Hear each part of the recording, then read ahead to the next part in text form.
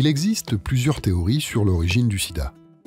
Selon la plus commune, le VIH, le virus d'immunodéficience humaine, serait une mutation du VIS, un virus présent chez certains singes d'Afrique.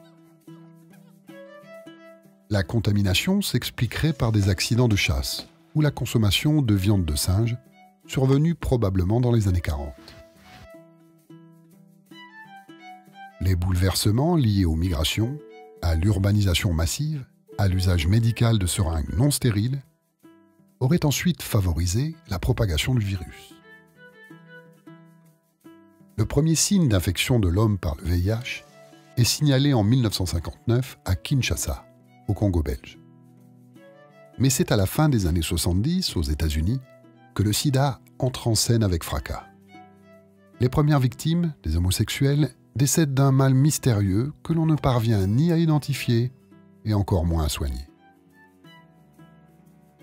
En 1981, le Center for Disease Control and Prevention d'Atlanta, le célèbre CDC, relève une augmentation du nombre de sarcomes de Kaposi, une forme rare de cancer. Parce qu'il touche un grand nombre d'homosexuels, on le baptise d'abord le cancer gay. Mais on va très vite s'apercevoir que la maladie ne fait pas de discrimination dans le choix de ses victimes. Hommes, femmes, enfants.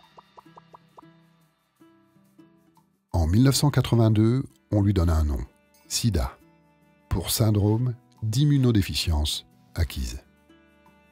En 1983, l'équipe de l'Institut Pasteur de Luc Montagnier et Françoise Barré-Sinoussi, futur prix Nobel, découvre le virus VIH responsable du sida. Entre le début des années 80 et aujourd'hui, nous sommes passés de quelques cas suspects à une véritable épidémie qui touche les 5 continents.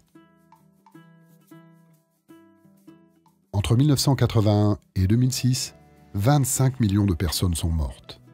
La recherche progresse rapidement, mais pas aussi vite que le nombre de malades. À partir de 1987, un anticancéreux, l'AZT, est le premier médicament à retarder l'échéance fatale. Au milieu des années 90, une petite révolution a lieu. Les premières trithérapies, combinaison de 3 traitements antirétroviraux, s'attaquent cette fois efficacement au virus. 8 malades sur 10 survivent. Le sida est aujourd'hui devenu une maladie chronique que l'on soigne avec un arsenal d'antirétroviraux. Mais pour ce qui est du vaccin, la solution tant espérée, la recherche médicale n'a toujours rien à offrir.